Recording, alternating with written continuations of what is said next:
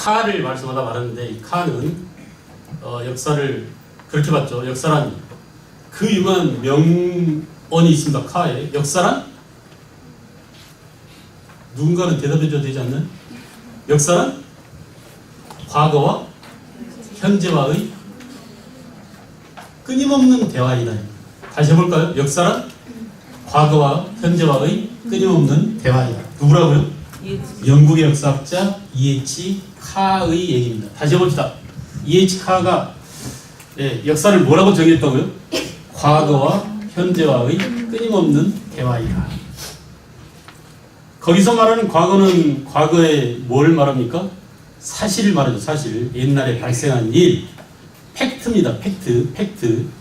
그리고 과거와 현재와 끊임없는 대화다라고 했는데 그 현재는 뭘 의미할까요? 현재는 지금 우리죠.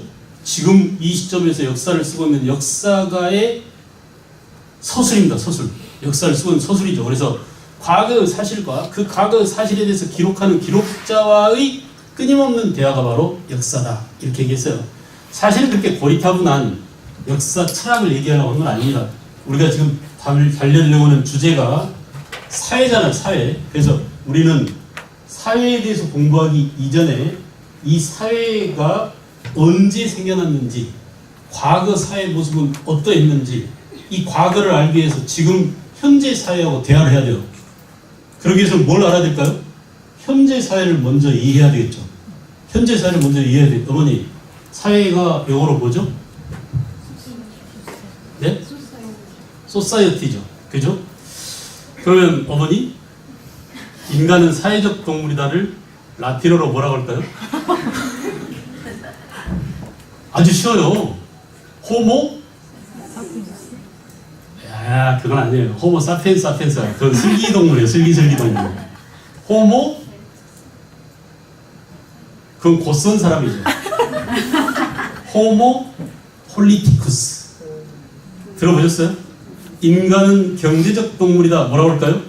호모 에코노미쿠스. 오케이? 그런 식으로 말이죠. 인간은 무슨 동물이라고요? 사회적 동물입니다. 호모 폴리티쿠스. 폴리틱스 그러면 또 정치를 얘기하기도 하죠. 그러니까 우리가 사회를 뭐로도 볼 수 있어요? 정치라고도 얘기할 수 있습니다. 알겠죠? 사회. 그래서 인간은 무슨 동물이라고요? 사회적 동물이에요. 오늘은 그 사회를 주제로 해서 여러분들과 함께 우리 역사 속에서 이 사회가 어떻게 변화되었는지, 그래서 오늘날 사회하고 어떻게 달라져 왔는지 이런 것들을 한번 비교 검토를 해보도록 하겠습니다. 지금 사회는 좀 어때요? 여러분들 살만한 사회입니까? 지금 우리 사회가? 재밌어요? 어머니는 사회 생활이 어때요? 사회 생활이 좀 어떻습니까? 따분해요?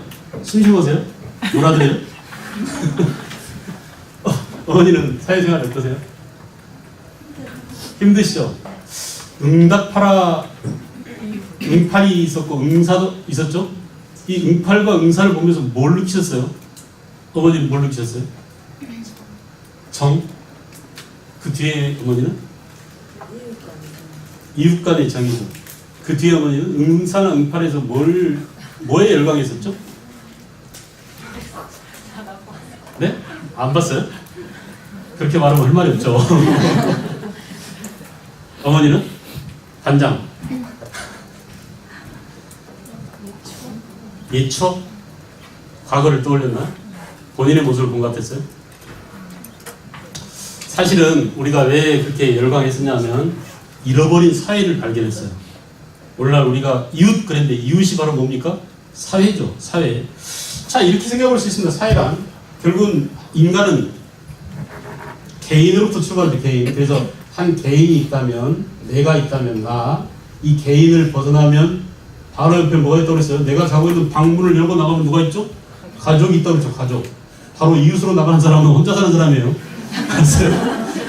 바로 이웃으로 하면 혼자 사는 사람이죠. 나홀로 가족이죠. 가족이 있습니다. 가족. 집 밖을 나가면 누가 있다고요? 이웃이 있어요. 이웃. 그래서 이웃이 있습니다. 이웃. 마을이 있는 거죠. 마을이. 또는 뭐 지금은 마을이라기보다는 아파트가 있는 거죠. 근데 이 아파트 앞집 사람하고 별로 친하게 안 되는 경우가 태반이에요. 잘 모르고 지냅니다. 그러니까 벌써 여기서부터 우리는 단절된 사회에 살고 있다고 볼 수 있어요. 이웃을 벗어나면 더 큰 사회가 있습니다. 사회. 우리가 이것을 지역사회라고 얘기할 수도 있고, 행정구역상으로 말하면 뭐 자치단체 이렇게도 얘기할 수 있겠죠. 그리고 그보다 더 큰 사회가 뭐예요? 국가입니다. 국가. 그죠? 국가. 그리고 세계. 이렇게 세계가 확대돼 갈 수 있어요. 점점점. 자, 그래서 우리는 언제부터 이런 것들을 형성하고 왔느냐? 그러니까 사회를 형성했다는 말은 결국 국가를 언제 만들었냐 이런 것들하고 비슷합니다. 다 볼 수 있을까요? 언제 우리가 국가를 만들었죠? 어느 시대에 처음으로 국가를 만들었죠? 제가 이건 한 것 같은데요. 청동기 시대. 청동기 시대에 국가를 처음 만들었잖아요. 이 이유를 아이들한테 설명해 줘야 돼요. 알겠죠? 우리가 인간은 사회적 동물이다 라고 하는데, 그러니까 지금까지 논술 문제 가운데 제일 많이 서울대학교 학생들이 논술을 쓰면서 첫 대가에 제일 많이 쓴 문장이 인간은 사회적 동물이다 이렇게 출발하는 문장이랍니다.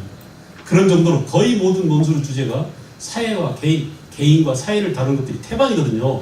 근데 그 사회가 언제부터 출발했냐, 국가라는 것이 언제부터 출발했냐라고 하면 서로 다른 말이 아니에요. 사회가 언제부터 출발했느냐, 국가가 언제부터 출발했냐, 이 말이 같은 의미로 받아들일 수 있도록 애들한테 설명을 해줘야 됩니다. 알겠어요? 그래서 우리는 이렇게 사회가 형성된 그런 과정들을 볼 필요가 있다. 자, 우리가 이렇게 사회라는 것들을 주제로 다룰 때 가장 먼저 생각해 봐야 될 점은 저 멀리 하나 주제가 지금 있잖아요. 사회라는 주제가. 제가 지금 마이크에 묶여가지고 못 가고 있어요. 앞으로.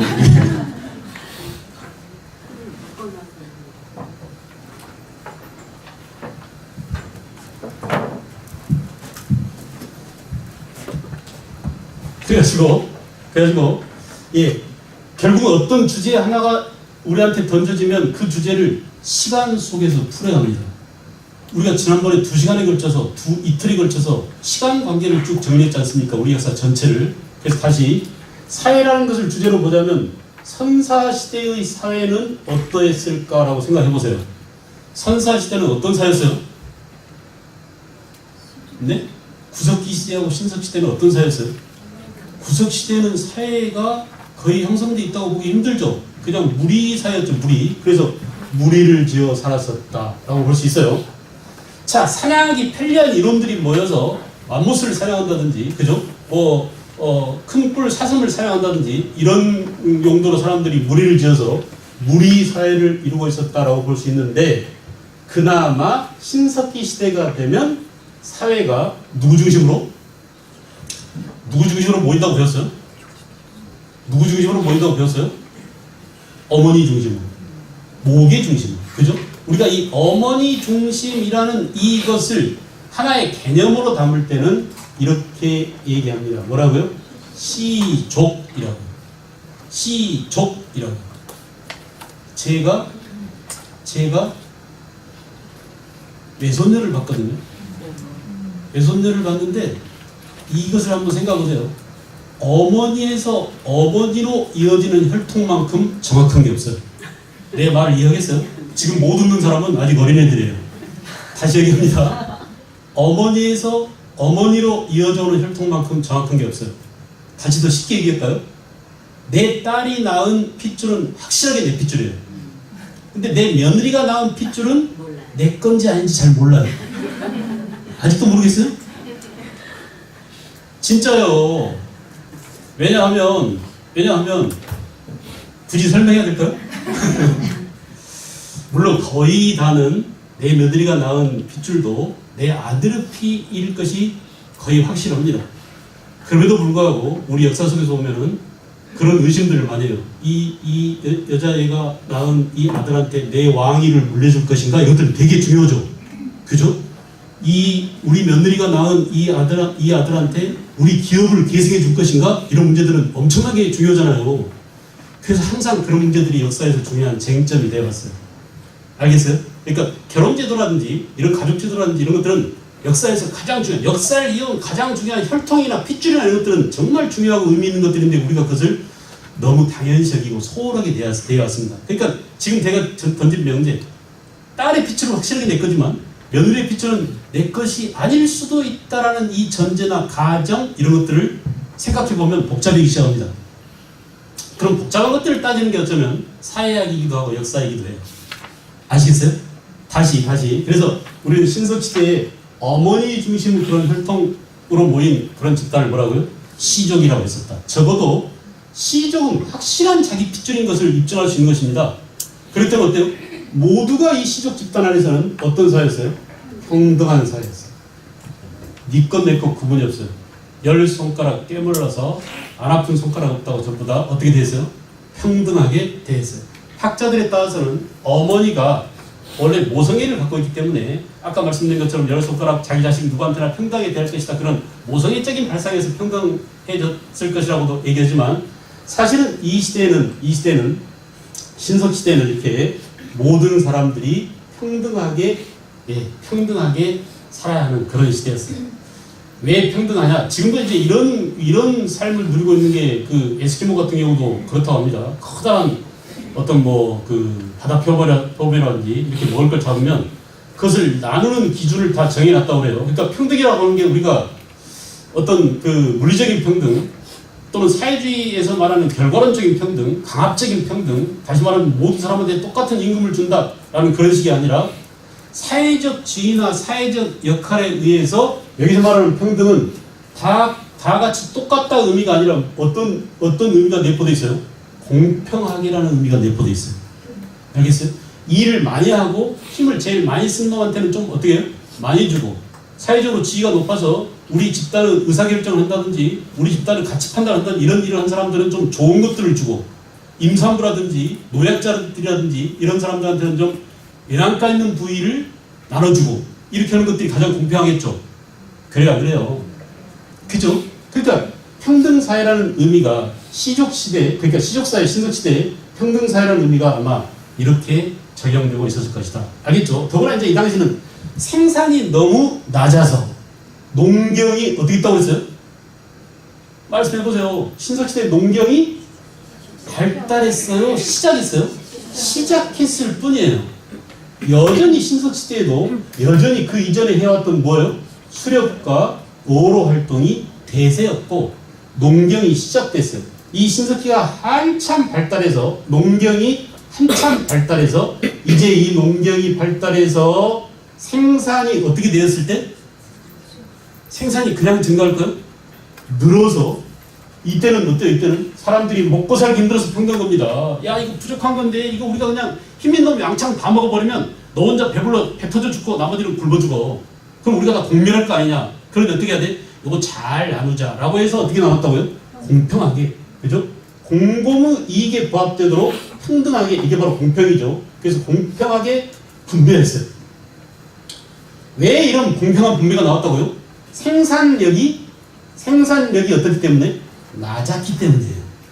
그래서 우리 모두가 잘 살기 위해서는 이 최소한의 식량을 가지고 최대한 효율적으로 잘 나누는 게 중요하다. 그건 바로 뭐냐? 공평하게 나누는 것이다. 그래야 우리 집단과 우리 혈통을 보존할 거 아닙니까? 무슨 말인지 알겠죠? 그래서 원래 인류 최초에 이렇게 신석시대는 시족사회 때는 평등사회를 유지하고 있었다. 알겠죠? 그러나 이렇게 선사시대를 지나서 우리가 이제 이것을 역사시대로 구분하는 것이 문자를 기준으로 했었죠. 그건 문자 유무에 따라서 선사와 역사를 나누는 거고 이 역사시대로 들어가면 시대가 청동기 시대로 가면은 이 신석시대에 사용되던 농기구들이 발전합니다. 그죠? 농기구들이 어떻게 된다고요? 발전해요. 이 농기구 발전을 우리는 농기구 이름을 통해서 확인했어요.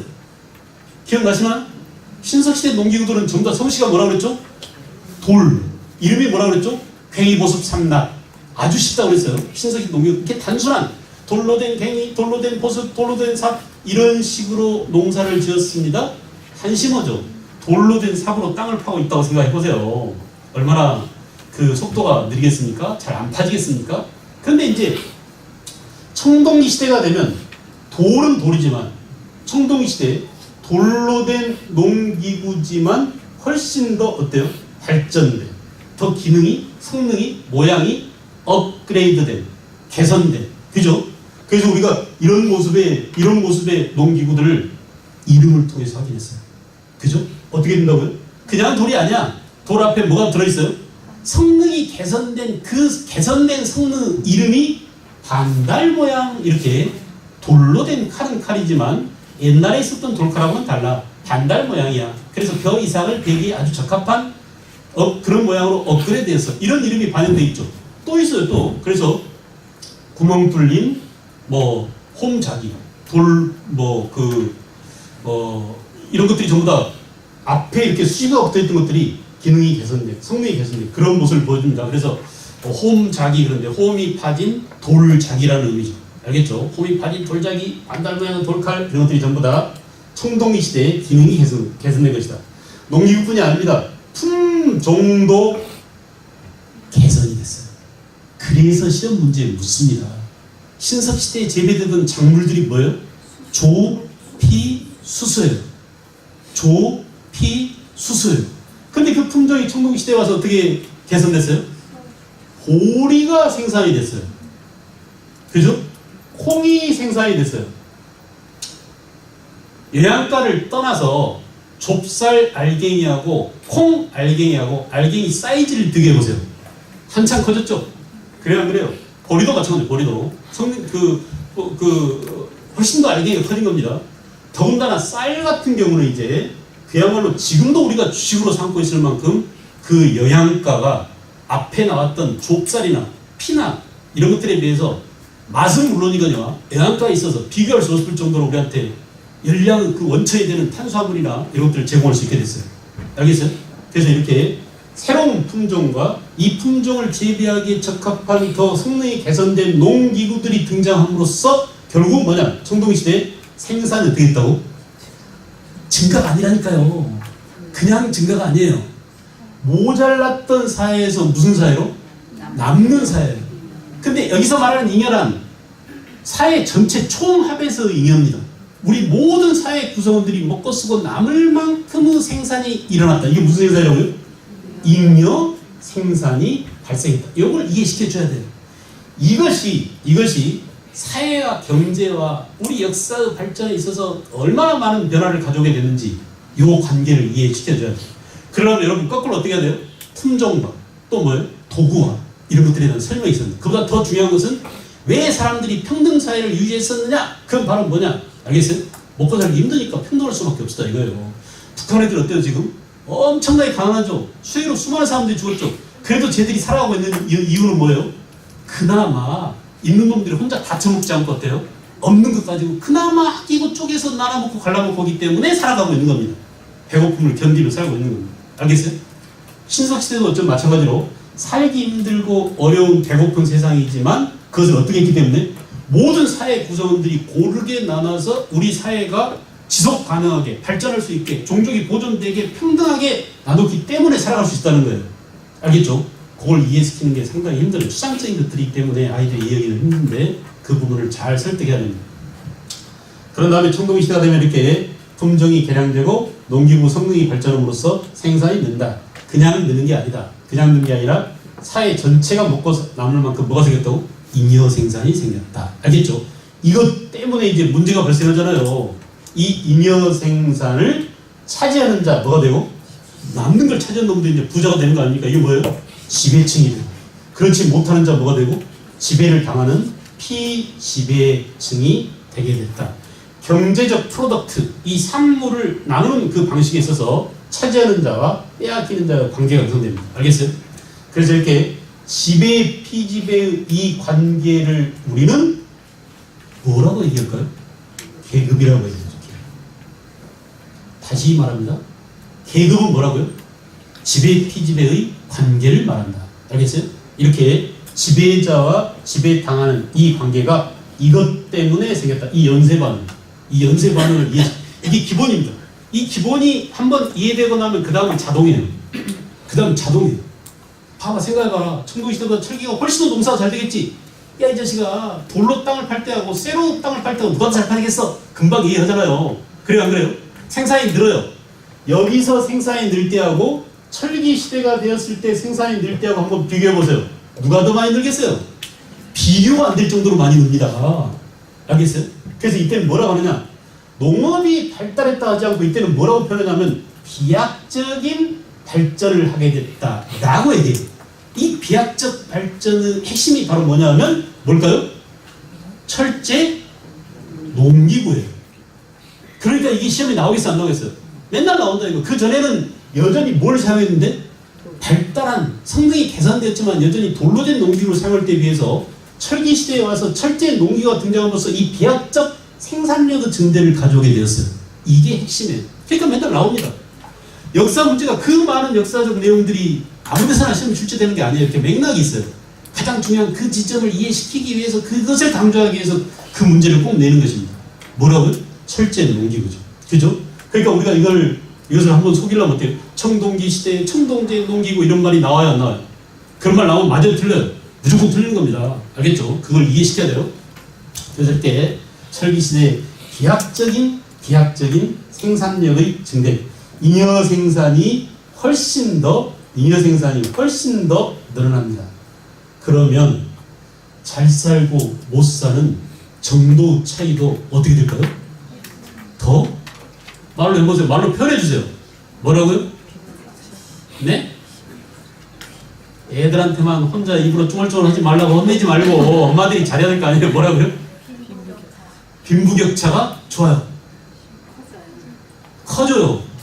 그걸 우리가 책에서는 중학교, 고등학교 이상의 책에서는 개념으로 얘기해요. 그러니까 그 개념들이 엄마들 머릿속에 있잖아요. 그것을 말로 말할 때는 어떻게 한다고요? 빈부격차가 어떻게 됐다? 심화되었다라고 말해요. 여기서 끝나는 게 아니에요. 이 말이 그냥 그대로 빈부격차 심화라는 말은 그냥 그대로 이렇게도 얘기할 수 있다. 똑같은 말이다라는 것을 이해시켜줘야 돼요. 계급 분화가 어떻게 됐다? 심화되었다라는 말과 마찬가지다라는 것입니다. 오케이? 알겠죠? 얼마나 중요한지 알겠어요? 자, 그러면 이제 자동입니다. 그 다음에는 어때요, 여러분? 제가 이렇게 얘기했죠? 철기 시대는 계속 이어져서 지금도 여전히 무슨 시대다? 철기 시대다. 여전히 농기구는 지금도 뭘로 만들어졌어요? 쇠로 만들어져요. 저도 요즘 이제 농사에 좀 손을 대고 있다는 걸 아는 사람 많으면 알 겁니다. 그래서 가보니까 여전히 삽도 옛날 삽 그대로인데 조금 더 좋아졌어요. 훨씬 플라스틱이나 이런 걸 만들어서 가벼워졌어요. 도리깨 이런 것들도 말이죠. 옛날에는 막 아주 무거운 나무로 만든 지금은 아주 심플하게 그냥 플라스틱으로 만들어져서 잘 돌아갑니다. 그러니까 노인이나 안여자들이 요즘 시골 인구들이 젊은이들이 별로 없잖아요. 그래서 그 노약자들이 이제 농사를 짓게 돼서 거기에 적합하게 역시 성능이 개선되었지만 기본적인 것들은 그냥 그대로예요. 쇠로 만들었어요. 그러면 지금까지 계속 철기 시대라고 하는데 그 이후에 우리가 철기 시대에 들어와서 우리 사회가 고대 사회, 그죠? 또 뭘까요? 중세 사회, 그리고 또 뭐예요? 근세 사회, 그리고 근대 사회 이렇게 발전해 왔는데 이렇게 사회를 구분 지을 때마다 우리가 시간을 자를 때마다 사회가 어떻게 됐다는 얘기인가요? 더 업그레이드 되었다라는 얘기입니다. 결국 그 얘기는 이런 모양새가 달라졌다라는 얘기예요. 그렇겠죠? 그렇겠죠? 그래서 그런 내용을 지금부터 들여다볼 것입니다. 이 시간에. 알겠어요? 근데 그 가장 핵심이 어디 있다고요? 요 부분에 있어요. 요 부분에. 알겠죠? 요 부분에 있어요. 그래서 이렇게 왜 평등사회였느냐 이해시킬 수 있겠어요? 아이들한테 이해시킬 수 있겠어요? 그 평등사회에 대한 원인을 이해시켜야 되고 평등사회가 깨지고 계급사회가 된 것은 결국 생산력의 증대와 관련이 되어 있다. 그 생산력 증대의 핵심은 뭐냐? 도구와 품종이다. 알겠죠? 그리고 그 다음에 생산력이 더욱 증대된 것은 철제 농기구 사회입니다. 알겠어요? 그리고 그 이후에 계속 생산이 자, 이제 변치 않는 흐름이 있습니다. 변치 않는 흐름이 있습니다. 시대가 과거에서 현재로 오면 올수록 어때요? 항상 뭐가 발달해요? 결국은 기술이 진보한다라는 신념이 있어요. 우리 인류한테는. 그래요? 안 그래요? 시간이 지금 쪽으로 오면 올수록 과거보다는 어때요? 훨씬 더 기술이 진보하겠다 할 것이라는 신념이 있습니다. 알겠죠? 그런데 우리가 이제 터미네이터나 이런 영화를 보면 어때? 어느 날 인류가 다 망해버리고 인류는 다시 갑자기 원시사회나 선사시대나 또는 과거사회로 돌아가는 그런 날이 오지 않을 것이다라고 하지만 그거는 우리가 다룰 학문의 범주가 아니에요. 미래학입니다. 미래학은 역사 범주가 아니에요. 알겠죠? 그래서 우리가 현재까지 인류가 경험한 그 과거 사실들을 보니까 우리 인류는 그동안 계속 기술을 진보시켜왔다. 기술의 진보 위에 뭐가 있다고요? 기술의 진보가 결국 뭘 나왔다고요? 생산력의 증대를 가져오게 되었다. 그 생산력의 증대가 뭘 가져오게 됐다고? 빈부격차를 어떻게 했다고? 더 심화시켰다. 그것은 다른 말이 뭐라고요? 계급의 분화가 더욱더 심화되었다라고 볼 수 있습니다. 됐나요? 이게 핵심이라니까요. 지금 오늘 내내 우리가 다뤄야 될 주제의 가장 큰 안에 담겨있는 돌아가는 논리의 핵심은 바로 이거예요. 이것을 이해시키는 게 제일 중요해요. 알겠죠? 나머지는 여기에 준용돼서 정말 과연 그러한가? 그런 것이에요. 그러니까 되게 이제 아주 심화된 논술 문제가 나올 때는 이렇게 물어볼 수 있겠죠. 논술 문제는. 자, 우리 인류는 되게 지금 그동안 기술을 증보시켰다. 생산력 증대가, 기술의 진보가 생산력 증대를 가져오고 그것이 빈부격차를 가져오게 만들었다. 그것에 대한 근거를 대라 그러면 이 중에 하나를 대면 됩니다. 신석기에서 청동기로 갈 때, 청동에서 찰기로 갈 때 고려보다는 조선 전기보다는 조선 후기에 왜 빈부격차가 심화됐는가? 왜 생산력이 증대되는가? 그것들에 대한 주장이 있으면 그 다음에 뭐가 있어야 돼요? 그 주장을 뒷받침하는 뒷받침 문장이 있어야 되죠. 근데 뒷받침 문장에 대한 가장 중요한 것들은 어때요? 기술이 진보하면 생산이 는다. 생산이 늘면 경제 그 관계가 빈부격차가 심화된다라는 구체적 사례가 있어야 논리적 근거가 되는 것입니다. 그 구체적 사례를 어디서 뽑아야 돼요? 역사 속에서 뽑아야 돼요. 그래서 우리가 이제 그런 구체적인 적나라한 사례들을 지금부터 함께 보시자 이런 것이에요. 알겠죠? 자, 그러면 그 다음 역사를 한번 보실까요?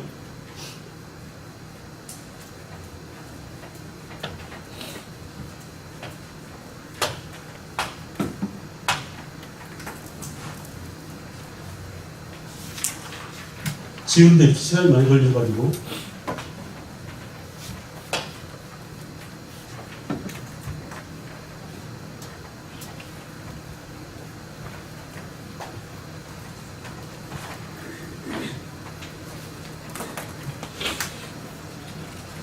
자, 보십시다. 이제 철기시대라고 했습니다. 철기시대.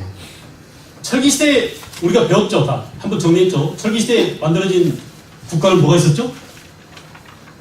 항상 처음 고조선 여기서부터 출발해야 되나요? 고조선 다음에 뭐였어요? 부여, 고구려, 동해, 옥저 이런 나라들이 전부 다 철기시대에 만들어진 나라들이잖아요. 그죠? 그래서 이렇게 고조선은 청동기 단계에 출발했지만 철기시대를 거쳐서 망하죠. 그리고 그 철기시대에 주로 부여, 고구려, 동해, 옥저, 삼한 이런 나라들이 있었다라고 했습니다. 자, 이 시대에 비약적으로 기술이 진보한, 그죠? 특히 농업 기술이 진보한 게 뭐가 있을까요? 삼한에서? 네. 뭐가 있을까요? 그렇죠. 중요한 게 바로 뭐예요? 저수지예요, 저수지. 저수지를 끄집어내야 됩니다. 그래서 저수지가 많이 만들었다는 얘기는 삼한에서 저수지가 만들었다는 얘기는 무슨 농사가? 우리 민족의 주식인 뭐가요? 벼농사가 이제 본격적으로 시행되고 있었구나라는 것을 입증해 주는 거죠. 알겠죠? 벼농사가 훨씬 더 발달했었다. 그죠? 제천 어림지 또 뭐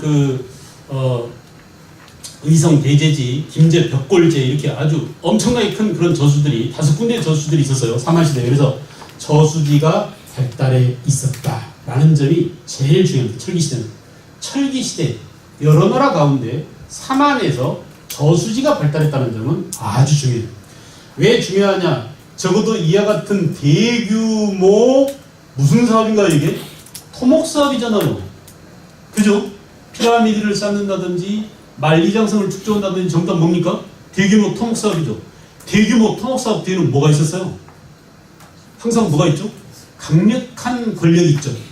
강력한 권력이 있죠. 이집트에서는 누가 있었나요?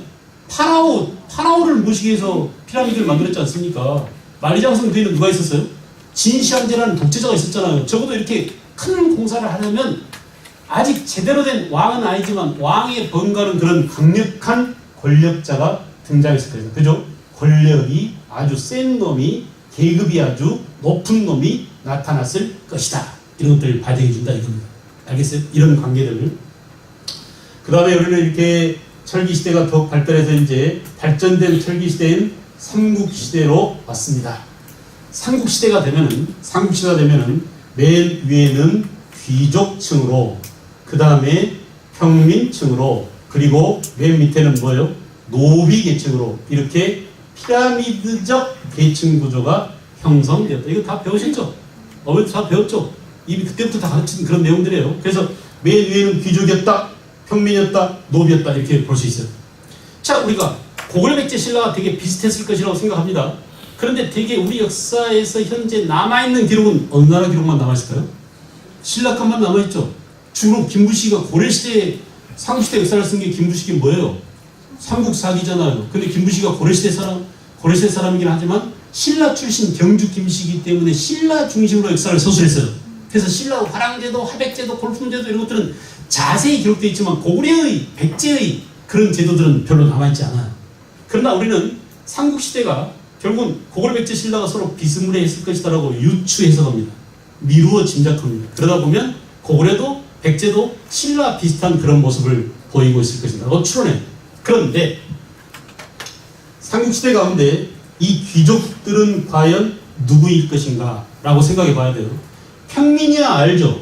옛날 평민은 철기시대나 그 이전 시대에 되게 하호들이었어요.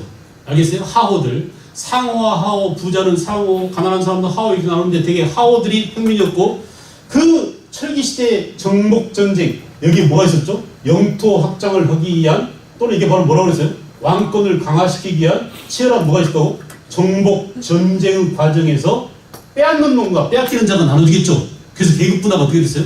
더 심화됐어요. 그래서 아주 높은 놈은 뭐가 됐어요? 왕이 됐겠죠.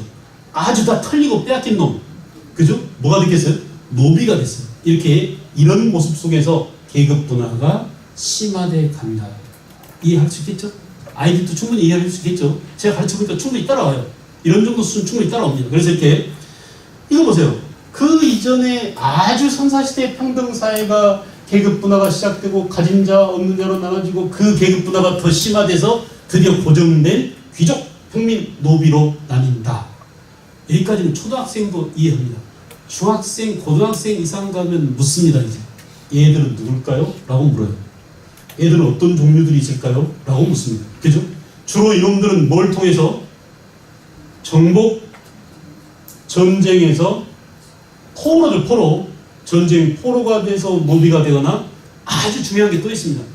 잘 살고 못 사는 정도 차이, 경제적 빈부 차이가 심화되면서 가난한 사람들은 어떻게 돼 있어요? 잘 사는 놈한테 돈을 빌려서 쓸 수밖에 없겠죠. 곡식을 구워 먹을 수밖에 없겠죠. 그죠? 그런 것들이 나타나는 게 고구려에 뭐가 있을까요? 응? 을파소가 뭘 시행했어요? 빈민을 구제하기 위해서 진대법을 시행했죠. 그래 안 그래요?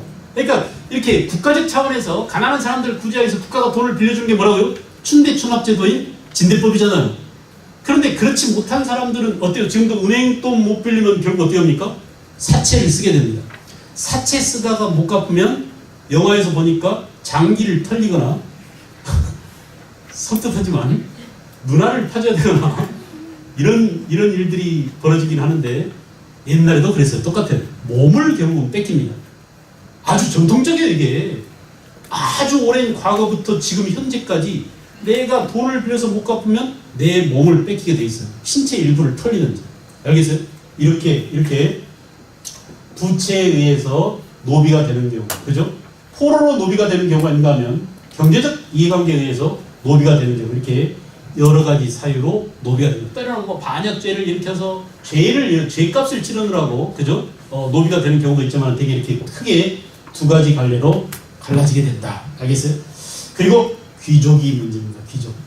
귀족이라고 하는데, 이 귀족 가운데는 옛날에 부족장 출신들이 있었습니다.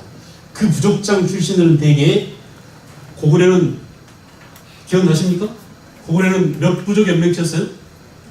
5부족 연맹체였죠. 그죠? 계로부, 연로부, 소노부, 관노부, 순노부 5개, 4개의 부족과 중앙에 누가 있었다고? 왕이 있었어요. 부여도 마찬가지죠. 마가, 저가, 구가, 우가 기억나세요? 그러니까 그 부족장들 이름 뒤에 주로 뭐가 붙어 있었어요? 가가 붙어 있어요. 가. 그래서 고구려도 고추가, 대가, 상가 이런 놈들이 부족장 출신입니다. 오케이?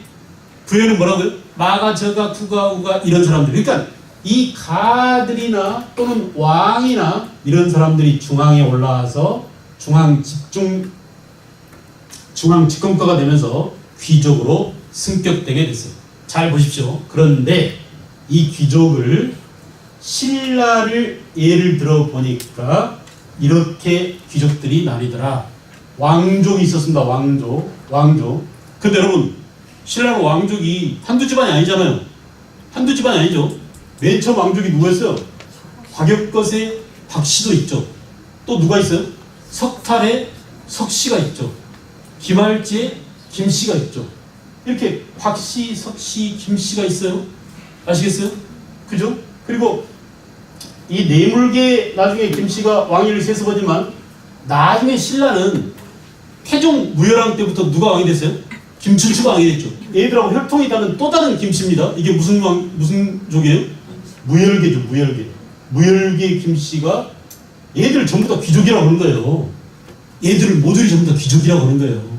아시겠죠? 자, 그리고 이 부족장 출신 귀족들이 있는데 이 부족장 가운데 서열이 정해졌습니다. 돈 많은 놈, 땅 넓은 놈, 부하나 군사가 많은 놈은 6두품이었어요. 그 다음 몇 두품? 5두품. 그 다음 몇 두품? 4두품. 여기까지만 귀족으로 쳐졌어요. 그 밑에 3두품, 2두품, 1두품도 있긴 있었는데 전부 다 평민화 돼버렸어요. 너네들은 귀족이 아니야. 평민이야. 알았어요? 여기까지만 금수저고 나머지는 흑수저로 전락했어요. 아시겠죠? 근데 금수저 안에도 어때요? 전부 다 이렇게 서열이 다르잖아요. 아까 우리가 얘기한 걸 이해하시겠어요? 시대가 지나면 질수록 계급 분화가 어떻게 된다? 심화된다. 계급 분화의 심화란 결국 다른 말로 말하면 경제력의 그 차이가 점점점 벌어진다. 이런 말이 다름 아니잖아요. 그런 것들이 지금 신라의 무슨 제도 안에서 골품 제도 안에서 이렇게 확인할 수 있는 것입니다. 됐나요? 됐어요? 그래서 얘들을 뭐라고 그래요? 얘들을 성골 또는 뭐라고요? 진골이라고 하죠. 얘네들은 뭐예요? 두품이에요. 품이에요. 그래서 뭐라고요? 골품 제도가 여기서 나온 것입니다. 알겠죠? 무슨 말 알겠죠? 그 밑에 나머지는 전부 다 개돼지들이에요. 알았어요? 나머지는 밑으로는 다 개돼지들이고 그 위에만 골품제. 그러니까 골품제라고 하는 것은 신라 전체 사회의 신분 계층을 나타낸다라는 서술어가 있으면 이거 맞아요? 틀려요? 틀립니다. 신라 무슨 사회 안에서? 귀족 사회 안에서의 신분 관계를 나타내는 게 뭐다? 골품제도다라고 해야 돼요. 아시겠죠? 이렇게 우리는 삼국시대의 신분제도를 봤어요. 삼국시대. 정리됐나요? 빨리빨리 정리하세요. 빨리빨리. 네. 책은 이제 이따가 이 칠판 파워포인트를 통해서 볼 때 책을 보시고 우선은 지금 성큼성큼 크게 나가겠습니다.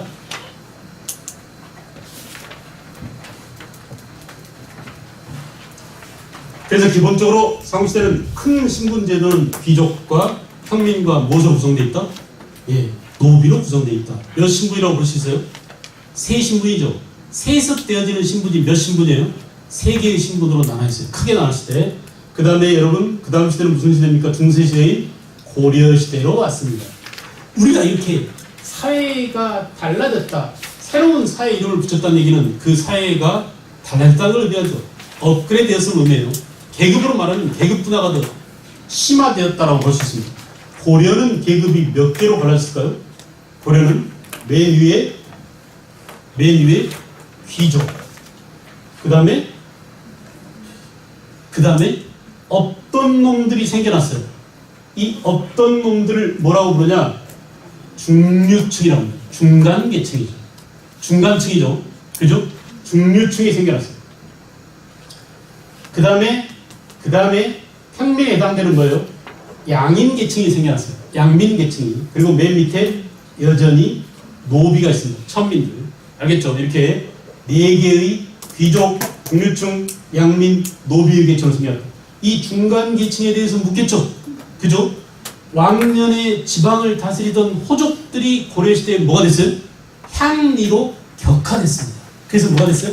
중간계층이 됐어요. 호족이라든지, 그죠? 호족이라든지, 또는 기술관들, 예, 이런 사람들이 중간층으로서 고려시대에 새로 생겨난 계층이다. 자, 그 다음에 조선시대가 되면 사회가 또 바뀝니다. 조선 15세기에는 사회 제도를 아예 강제로 통합을 많이 시키려고 해요. 그래서 이 많은 사회 계층을 크게 양분화시켜서 양인하고 천인으로 합치려고 그러죠. 이게 무슨 제도예요? 이게 무슨 제도예요? 양인, 천인 두 개만 있다 이렇게 나눈 것을 양천제라고 해요. 요건 뭐냐? 법제상 그랬어요. 왜 고려를 통일시키고 새로 조선을 세우면서 야 우리 너무나 경제적 불평등이 심하니까 이제 크게 신분을 둘로만 나누자라고 강제로 사회를 통합시키려고 노력했어요. 그래서 결국은 법제상 법으로만 신분이 양인, 천인 둘로 갈라졌어요. 여기서 말하는 양인은 뭐냐면 여기서 말하는 양인은 법적으로 봤을 때 자유민을 의미해요. 자유민을 의미해요. 천인은 뭐예요? 누구한테인가 예속되어 있는 부자유민을 의미해요. 부자유민을 의미해요. 알겠어요? 그래서 양인들은 되게 자유민으로서 국가에 대해서 조세, 공납, 요역의 의무를 진 자들을 뭐라고요? 양인이라고 하고 알겠죠? 그리고 천인들은 부자유민으로서 국가에 대한 의무는 없습니다. 알겠죠? 몸이 누구한테인가 신분상 예속되어 있는 그런 경우를 뭐라고요? 천이라고 하더라. 그러나 법적으로만 그럴 뿐이고 사실상 조선시대는 16세기 이후가 되면 다시 사회가 분화돼서 뭐 하려죠? 맨 위에는 양반, 그 다음 또 뭐예요? 중인, 그죠? 그리고 상민, 그리고 노비 이렇게 4개의 신분 계층으로 갈라져요. 그래도 여전히 크게 나누려고 하는 이때의 관성이 있어요. 양인천인천. 그래서 크게 어떻게 나누냐? 지배층 놈들을 묶어서 뭐라고요? 피지배층을 묶어서 뭐라고? 쌍꺼들 이렇게 하면 뭐라고? 반상제라고 합니다. 아시겠죠? 이 내용을 아주 디테일하게 배울 거예요. 알겠어요? 고려시대의 중간계층과 중류층과 그리고 조선시대의 양천제와 또 조선 16세 이후가 되면 반상제로 가는 그런 과정들을 또 자세히 배울 거예요. 그런 이제 제일 큰 변화는 조선 후기에 와서 아주 큰 변화가 일어나죠. 이 부분이 아주 집중적으로 여러분들이 학교 다닐 때 여러분들이 그 수능이나 학력고사에서 집중적으로 묻던 문제가 바로 이 부분이었어요. 뭐냐? 방금 봤다시피 우리는 16세기 신분제도를 반상제라고 한다. 다시 말하면 맨 위에는 지배층으로서의 신분이 세습되는 양반 계급이 있는가 하면 또 역시 신분이 세습되는 중인 계급이 있는가 하면 우리가 좁은 의미로 말할 때는 기술관만을 중이라고 그러죠. 그러나 넓은 의미로 말할 때는 양반과 상민 사이에 끼인 계층들을 전부 다 모조리 묶어서 뭐라고요? 중인이라고 얘기합니다. 됐나요? 자, 그리고 이제 밑에는 뭐라고요? 상민들이 이건 뭐예요? 선비를 제외하고 노비를 제외하고 누구예요? 농업에 종사하는, 수공업에 종사하는, 상업에 종사하는, 그죠? 여기에 종사하는 이런 사람들을 상민이라고 한다. 그 밑에 뭐가 있어? 노비가 있었다. 이렇게 4개의 계층 이동이 불가능한, 신분 이동이 불가능한, 신분이 서로 세습되는 사회가 서로 무슨 사회라고요? 계층 이동이 되지 않는 닫힌 사회. 열린 사회를 개방적 사회라고 한다면 닫힌 사회는 뭐라고요? 폐쇄적 사회라고 그러죠. 이렇게 폐쇄적 사회로 고정돼 있었다.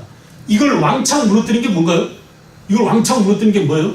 조선 17세기와 18세기가 되면 조선의 민중들은 살기 위해서 발버둥칩니다. 국가가 민중들을 제대로 돌봐요, 안 돌봐요? 안 돌보죠. 지금 우리나라를 한번 생각해보세요.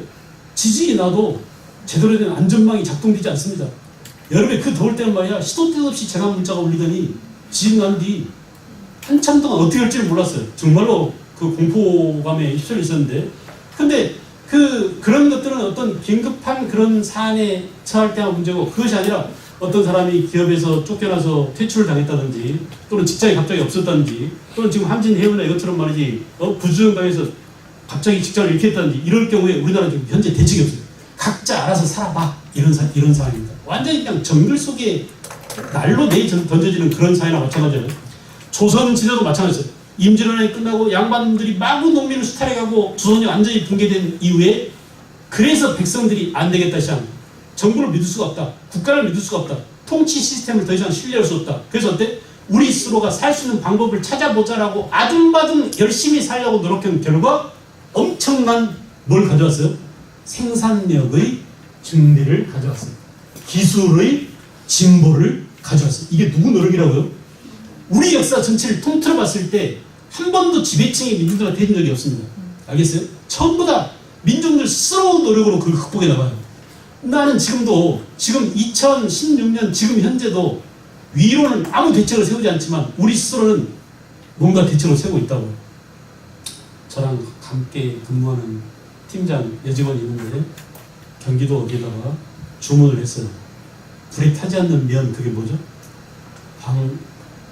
무슨 면이지? 방염면? 불에 타지 않는 그 섬유가 있잖아요. 그래가지고 너 뭐 하려고 그랬더니 그걸로 모자 만들겠대요. 그래가지고 지진 일어나면 그거 쓰고 그걸로 불에 타지 않는 그걸로 가방 만들어서 내가 비상 휴대폰 만들어서 도망칠 준비를 하려고. 일본에서 주문을 하려고 인터넷으로 해보니까 다 품절돼가지고 주문이 안 된대. 자기가 직접 만들려고 바늘에서 만들려고 이렇게. 이거 지금 뭘 말해주고 있어요? 민중들의 노력이에요. 누구들이 우리를 돌보지 않으면 우리 스스로 돌보겠다라는 거. 아마 땅굴 파고 난리 날 겁니다. 나중에는 다시 또. 그러지 않겠어요? 그러니까 그런 민족이에요. 우리가. 그런 우리 민족의 그런 저 아래로부터 민중들의 그런 힘이 그 살아나려고 하는 그런 힘이 어쩌면 우리 역사를 이렇게 풍요롭게 만들고 발전시켰어요. 정말 지배층들이 우리 민족을 빗바라먹고 민중들을 착취하고 수탈하고 그래서 나라가 붕괴되고 임진왜란 병자랑 그냥 완전히 무너졌지만 그 무너진 나라를 다시 이렇게 세운 것은 양반 지배층 살인들이 아니라 누구라고요? 농민들이었어요. 알겠죠? 농민들이었습니다. 그래서 그 농민들이 국가가 야 너네 주로 쌀은 세금을 내야 되잖아. 그런데 너네들이 먹고 살겠다고 쌀 농사 대신에 봄에 보리를 심겠다고 하지마! 이렇게 농민들이 이모작을 하려고 할 때 국가가 이모작을 장려했어요. 못하게 막았어요.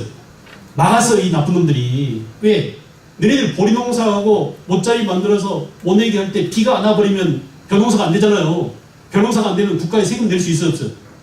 지네들한테 지대를 낼 수 있어요? 없어요? 세금이나 지대는 쌀로만 내거든요. 보리는 안 내고. 근데 농민들이 먹고 살겠다고 보리 한 번 더 짓겠다고 보리 질 동안에 잠깐 벼농사 너네는 한쪽에 좀 있어 이렇게 모짜리를 만들잖아요. 모짜리 아세요? 그걸 못하게 국가가 막았다니까요. 그래서 농민들이 어떻게 했어요? 찌랄마 우리가 나름대로 대책을 마련해 볼게. 비가 안 올 때를 대비해서 골짜기마다 뭘 만들겠다고? 저수지를 만들겠다고. 알았어요? 그래서 조선기에 전국적으로 천여 개의 저수지가 만들어집니다. 이게 누구의 노력이라고요? 농민의 노력이에요. 이 수원도 어마어마하게 큰 저수지, 이게 바로 서어잖아요. 그래요, 안 그래요? 수원이 물 숫자 근원 원자 아닙니까? 물이 많은 물의 도시입니다, 수원이. 알겠죠? 그게 전부 다 뭐예요? 수원성과 이 수원성에 사는 사람들을 먹여 살리기 위한 대유지 농장과 그 농장을 물을 대기 위한 서어와 전부 다 관련돼 있어요. 이런 것들 전부 다 뭐예요? 민중들이 이 시기에 했었어요. 그래서 어때요? 저수지가 많이 만들어지고 벼농사가 더 많아지고, 그래서 한 사람이 넓은 토지를 농장을 경작하는 뭐가 등장하고? 광작이 등장하고. 그래서 병영형 분홍이 나타나고. 기억나시죠? 배웠던 기억이 나시죠? 이렇게 농민 가운데 큰 부자가 된 농민도 등장하게 되었다. 알겠어요? 농업뿐이 아닙니다. 농업뿐이 아닙니다. 상업에서는 이제 대동법이 시행됨으로써, 그죠? 상업이 크게 발달하게 되고, 또 수공업, 광업까지 함께 발달함으로써 결국은 뭐냐? 이 사람들이 엄청나게 약진하게 돼요. 그래서 사회가 어떻게 뒤집어지냐면 19세기 가면 우리나라 전체 구성 가운데 전체 인구의 몇 퍼센트가 양반이 된다고요? 70%가 양반이 되었다. 알겠죠? 70%가 양반이 되면 70%가 다 잘 사는 사회가 된 건 아니죠. 신분상 양반이 되었어요. 그래서 이 사람들이 모두 양반으로 뛰어 올라갑니다. 양반으로 뛰어 올라가지 않으면 죽어요. 왜 죽을까요? 양반 신분을 획득하지 못하면 뭐가 되기 때문에? 완전히 개, 돼지 취급받아가지고 세금만 왕창 뜯기잖아요. 세금을 면역 혜택을 받으려면 뭘 얻어야 돼? 양반 신분을 얻어야 돼. 그래서 돈을 많이 번 놈들은 돈 주고 양반 신분을 사거나, 이게 뭐예요? 납속이죠. 말을 해보세요. 뭐라고요? 납속. 합법적으로 양반 신분을 돈 주고 사는 겁니다. 그죠? 아니면 불법적으로 양반 신분을 매입하거나, 신분을 매입하는, 신분 세탁을 하는 거죠. 양반 그 족보를 사는 겁니다. 그래서 그 집에 편입되는 거예요. 우리가 양반전을 보면 그 내용을 알 수 있죠. 양반 족보를 사든지 신분을 매입하든지, 또는 족보를 위조하든지 별의별 짓 다 합니다. 알겠어요? 수단과 방법을 가리지 않고 돈 주고 사든 뭐 하든 간에 어쨌든 양반으로 올라가야 됩니다. 농민이나 상인만 그런 게 아니에요. 노비들도 맞죠. 노비 가운데서도 돈을 많이 버는 외고 노비들이 있었거든요. 그래서 이들이 대거 올라갑니다. 그래서 전체 인구의 70%가 양반이 됐습니다. 알겠죠? 그만큼 상대적으로 중인이나 또는 뭐예요? 상민이나 노비의 수는 줄어들었어요. 가장 결정적인 어려움은 뭐냐? 국가에 대한 세금을 부담해야 될 이 사람들의 수가, 상민의 수가 줄어들므로써 국가의 재정은 어떻게 되겠어요? 완전히 줄어들게 되겠죠. 오케이? 알겠어요? 면세, 세금을 안 내는 놈들은 많아지고 세금을 내야 될 사람들은 가난해져요. 지금 우리나라도 마찬가지입니다. 기업들이 내야 될 법인세는 깎아줍니다. 알겠죠? 알겠죠? 월급쟁이들이 내야 될 세금은 근로소득세들은 늘어납니다. 근데 정규직들이 줄어듭니다. 받은 월급이 줄어듭니다. 국가 세금이 늘겠어요? 줄겠어요? 줍니다. 그러니까 어때요? 간접세의 비중을 늘립니다. 담배세를 인상합니다. 과태료를 많이 물립니다. 벌금을 많이 때립니다. 이렇게 해서 마구마구 수탈해 갑니다. 마구마구 수탈해 가면 어떻게 되겠어요? 나라가 망합니다. 망하라고 하세요. 망해야 새 나라가 세워집니다. 알았어요? 망해도 민중들은 안 망해요. 저들이 망하는 것이. 자기가 지금 재살 뜯어먹게 하고 있음으로써 이 지배질서가 무너지게 되는 그런 날이 올지도 몰라요. 알겠어요? 북한 핵 때문이 아니라 내부적으로 망할 가능성이 큽니다. 오히려 위험은 내부적으로 더 있습니다. 알겠어요? 북한 핵이 위험한 게 아니라 월성, 고리, 원자력 발전소 이게 더 훨씬 더 위험합니다. 그거 누가 결정했어요? 우리가 거기다가 세우겠다고 하지 말자고 해도 거기서 부품, 나쁜 부품 팔아쳐먹고 수백억씩 착보해놓은 원전 마피아놈들이 그거 뜯어먹으려고 말이죠. 그런 것들 결정했어요. 그래서 제풀에 망할 가능성이 큽니다. 문제는 뭐냐? 그 과정에서 수많은 민중들이 억울한 희생을 당합니다. 지배층이 잘못한 그 결과 임진왜란 병자랑 겪으면서 수많은 민중들이 생존을 당했습니다. 그리고 극복하고 일어났습니다. 그것이 우리 민중, 우리 역사의 저력이긴 해요. 알겠죠? 그럼에도 불구하고 또 그런 우를 범할 가능성이 큽니다. 그래서 우리가 지금까지 사회라는 주제를 한번 쫙 봤어요. 알겠죠? 그걸 이제 다시 뭘 볼까요? 파워포인트를 통해서 더 깊은 속사를 여러분 교재랑 엮어서 한번 보도록 하겠습니다. 쉬었다 할게요.